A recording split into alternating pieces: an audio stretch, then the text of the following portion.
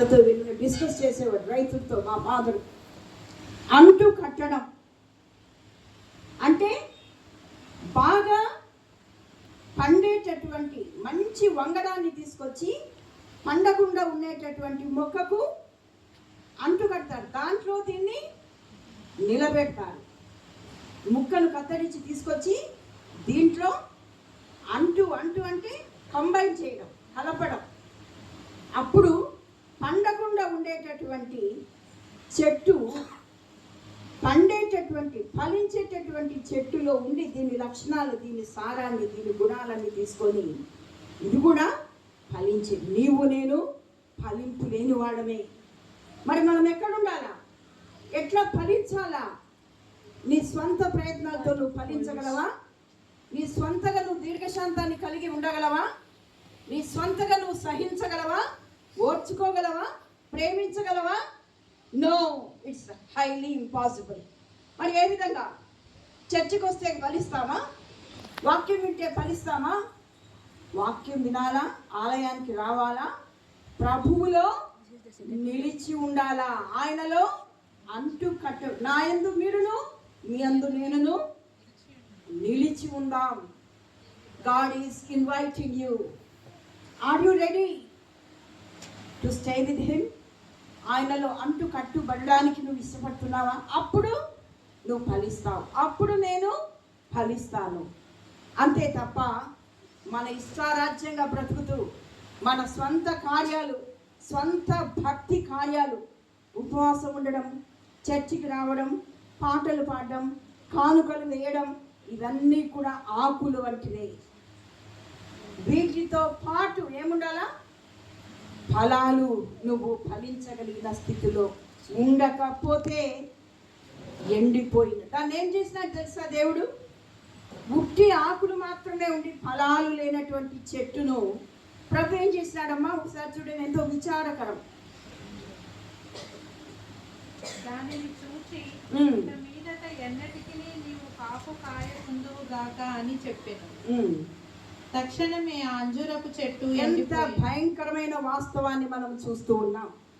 ఆ అంజూరపు చెట్టు ఉట్టి ఆకులు మాత్రమే కలిగి ఉండగా ప్రభు దాన్ని ఇక ఎన్నటికి నీవు ఫలించకుందువు అన్నప్పుడు అది క్షణాల మీద ఎండిపోయిన జీవితం. ఎంత భయంకరం!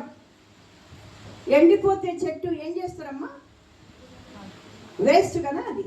దాన్ని నరికి పారవేసి అగ్ని పెట్టి రాజపెట్టి మండించి కాల్చి బూడిద చేస్తారు. ఎంత భయంకరం కదా!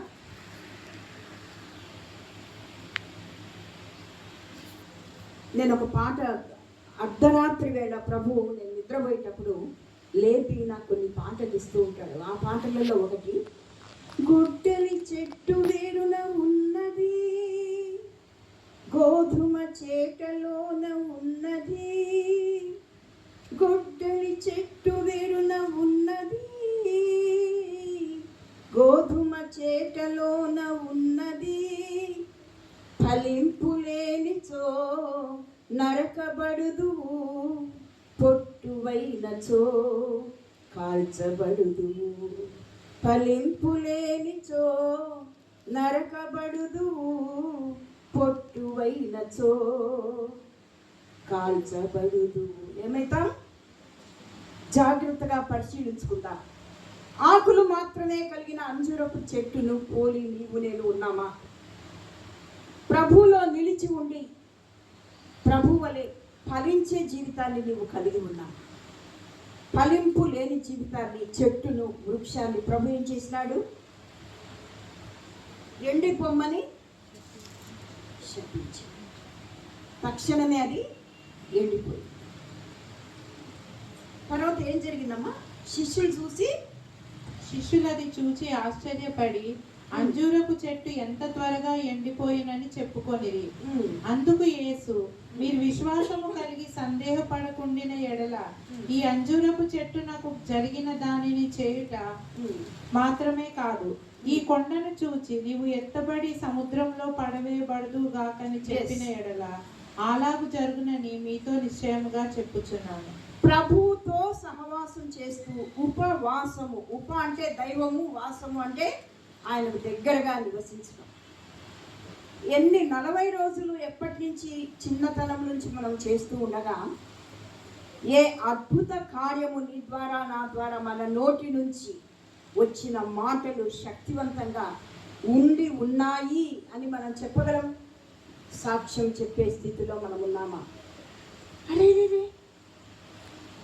ఎండిపోమ్మని చెప్పిన వెంటనే ఇది ఎండిపోయిందే, మన కళ్ళ ముందే పటపట పటపట ఎండిపోయి ఆకులన్నీ రాలిపోతున్నాయే. ఆశ్చర్యపోతూ ఉన్నారు శిష్యులు. కావాలని కూడా ప్రభు ఈ విధంగా దాన్ని శపించినాడు. నీ దగ్గరికి కూడా ప్రభు వస్తున్నాడు. ఫలాల కోసం ప్రభు ఎదురు చూస్తూ ఉన్నాడు. ఆత్మీయ ఆహారపు తృష్ణ కొనిన ప్రభు నీ దగ్గరికి వచ్చి చూచినప్పుడు చెట్టు నిండా ఆకులే ఉన్నాయి, ఫలాలు లేని జీవితం. ఎండిపోమ్మనినప్పుడు ఎండిపోయిన నీ నా జీవితాన్ని ఏమి చేయగలము? ఎంత భయంకరమైన పరిస్థితి. అయితే శిష్యులు ఆశ్చర్యపోతూ ఉన్నారు. అప్పుడు దేవుడు ఏమన్నాడు తెలుసా? ప్రభువుల వారు ఏమన్నారమ్మా?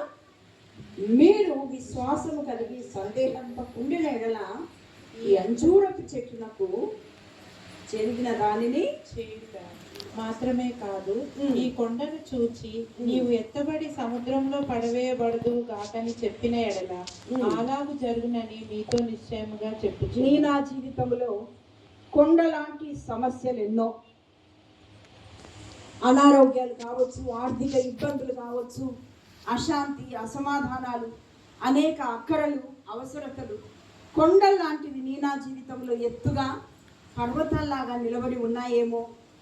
ఏ సమస్య నిన్ను బెదిరిస్తుందో, ఏ కొండలాంటి భయంకరమైన వ్యాధులు, బాధలు, ఇరుకులు, ఇబ్బందులు, అప్పులు, ఆర్థిక ఇబ్బందులు, అనారోగ్య సమస్యలు, అశాంతి, అసమాధానము, బిడ్డల గురించినటువంటి సమస్యలతో చితికి సతమతమైపోతూ ఉండగా నీ ముందు ఎత్తైన కొండలు నిలబడి ఉన్నాయేమో. భయపడుతున్నావా? అక్కర్లేదు. ఎందుకు? ప్రభు ఏమంటున్నారమ్మా? నీవు ఎత్తబడి కొండను చూచి, ఆ కొండలాంటి సమస్యలను చూచి నువ్వేం చేయాలా?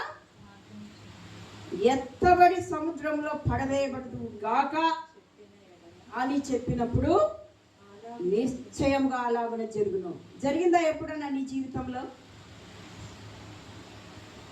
ఎన్నో జరిగినాయి కదా. నో అని ఎట్లా చెప్తా? అందుకే పాస్టర్ గారు సాక్ష్యం చెప్తారా అంటే అని పిలుస్తుంటారు కదా మనల్ని.